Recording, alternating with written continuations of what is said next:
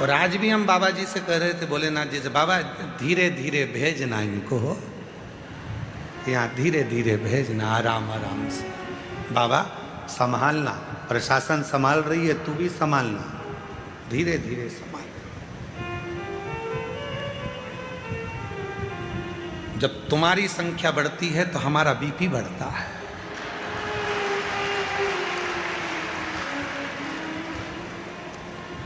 लोग पूछते हैं महाराज जी आज तुम्हारा चेहरा उतरा है, ये बढ़ गए हैं।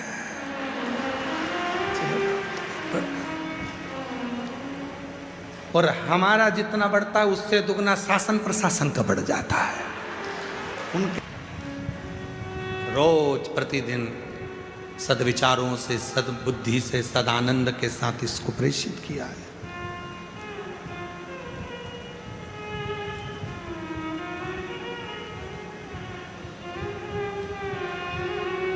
शिव कथा कर रही है, मुदगल ऋषि का चरित्र करा। शिव परीक्षा बहुत लेते हैं, बहुत परीक्षा, बहुत परीक्षा, इतनी परीक्षा लेते हैं कि परीक्षा की फिर क्यों? क्योंकि वो तुम्हें बुलंद मजबूत करना चाहते हैं। बहुत ठोकर देगा शिव, बहुत ठोकर देगा। बहुत ठोकर पड़ने के बाद लोग स्वीकार करेंगे कि हाँ ये सत्य है।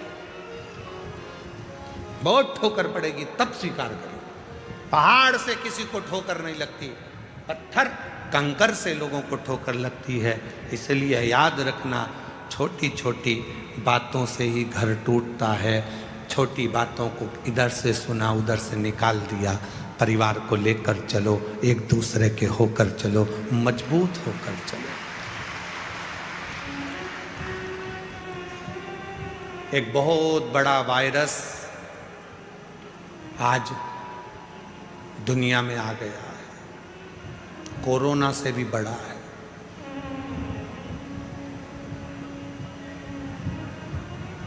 उससे बचना है।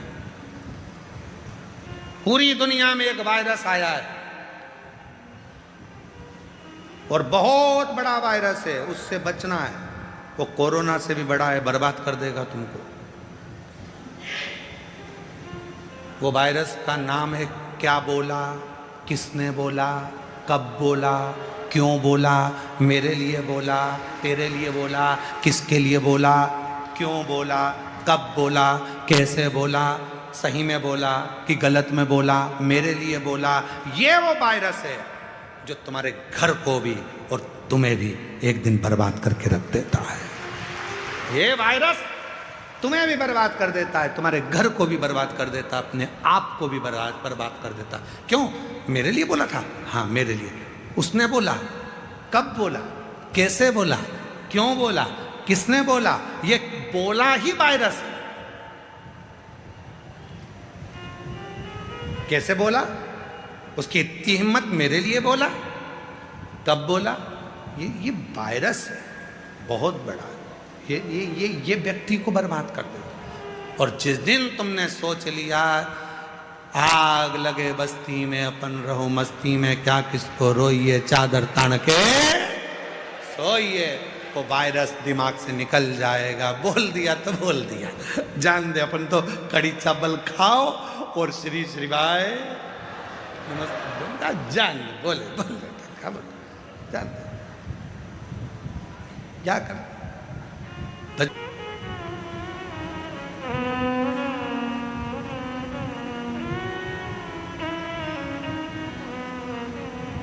बाबा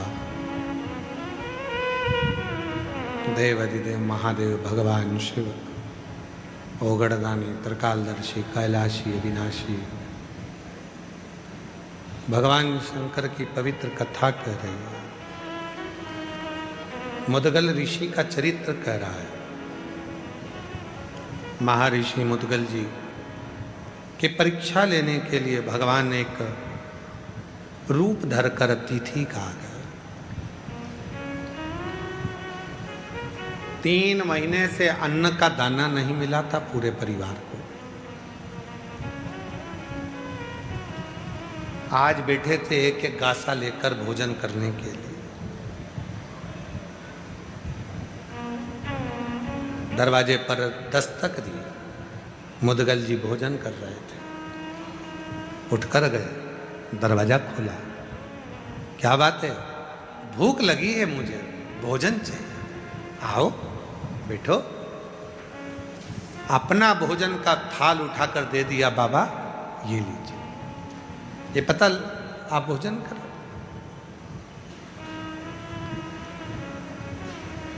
ये लो।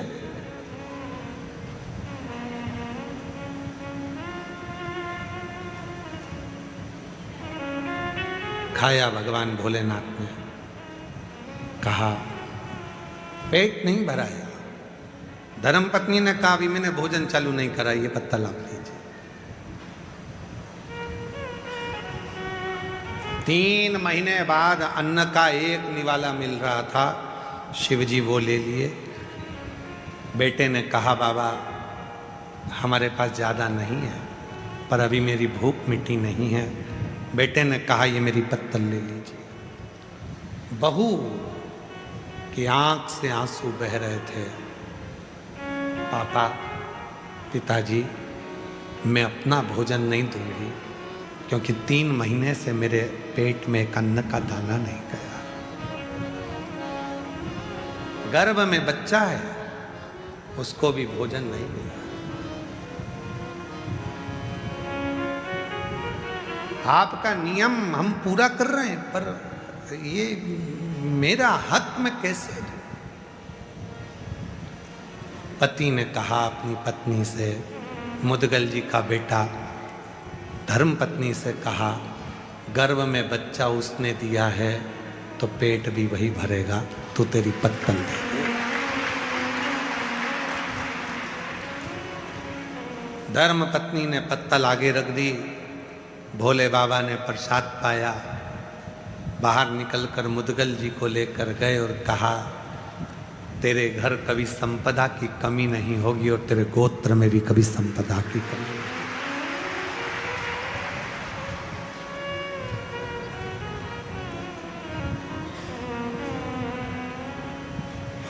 श्रद्धा थी, समर्पण था, और श्रद्धा और समर्पण जहां होता है वहां का यदि एक अन्न का दाना भी मिल जाता है तो वह हमारी जिंदगी में सुख उत्पन्न कर देता है। सुख। कई लोग कहते हैं गुरुजी हम यहाँ बहुत अमेरिका के यजमान हैं, बेंगलोर के यजमान हैं, मुंबई के यजमान हैं।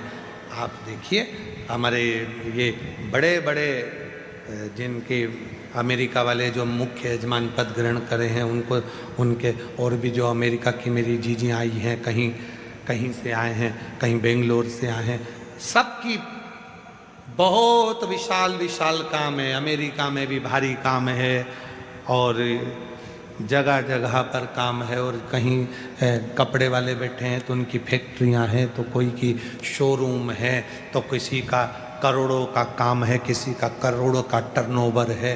ऐसे ऐसे यजमान बैठे हैं। हमने इनसे कहा कि आप लोगों की व्यवस्था हम नहीं कर पाएंगे इतना कि आपके लिए बहुत वीआईपी हमारे पास में रूम नहीं है, और ना हम अलग से कोई भोजन बना पाएंगे कि आप लोगों को हम अलग से कोई पकवान खिला पाएंगे। उन्होंने कहा गुरुजी हमें जिसने पूर्व में जो यजमान बना था उसने हमको बताया कि अगर प्रसाद पाना है तो एक बार कुबेरेश्वर दरवाजे का प्रसाद पाकर जाना, जिंदगी में सुख का अनुभव होगा। इसलिए हम धाम में रुकना चाहते हैं, किसी होटल में नहीं। हम धाम का भोजन करना चाहते हैं, किसी होटल का। हमें यहाँ का अन्न में थोड़ा सा मिल जाए, थोड़ा बहुत बहुत।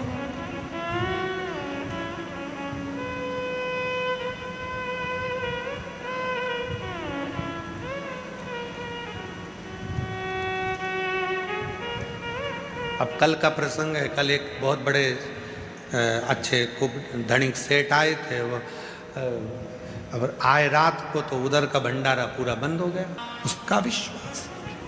और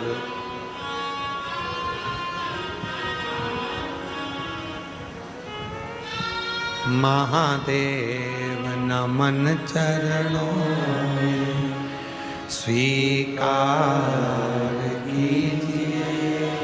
साथ में बोलिए सारे, ये हम अकेले नमन नहीं, आप सब कर रहे हो, और बाबा सबका कल्याण करने वाला। जितने बैठे हो दिल से बोलो, महादेव नमन चरणों में स्वीकार कीजिए, सबका किया है मेरा भी उद्धार कीजिए, उद्धार कीजिए। हे त्रिपुंडधारी, हे त्रिशूलधारी, हे त्रिपुंडधारी, हे त्रिशूलधारी।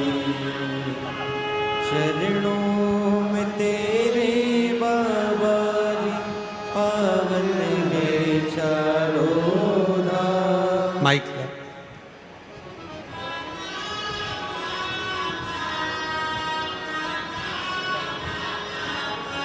नेवला आया मुदगल ऋषि के आश्रम में। मैंने सुना है, वो नेवले ने मुदगल ऋषि से कहा कि मैंने सुना है कि जहाँ श्रद्धा होती है, विश्वास होता है, भक्ति होती है, वहाँ का यदि एक कण का अन्न भी खाया जाए तो जीवन सोने से भर जाता है, आभूषणों से भर जाता है, रत्न से भर जाता है, वैभव से भर जाता है। मैंने सुना है।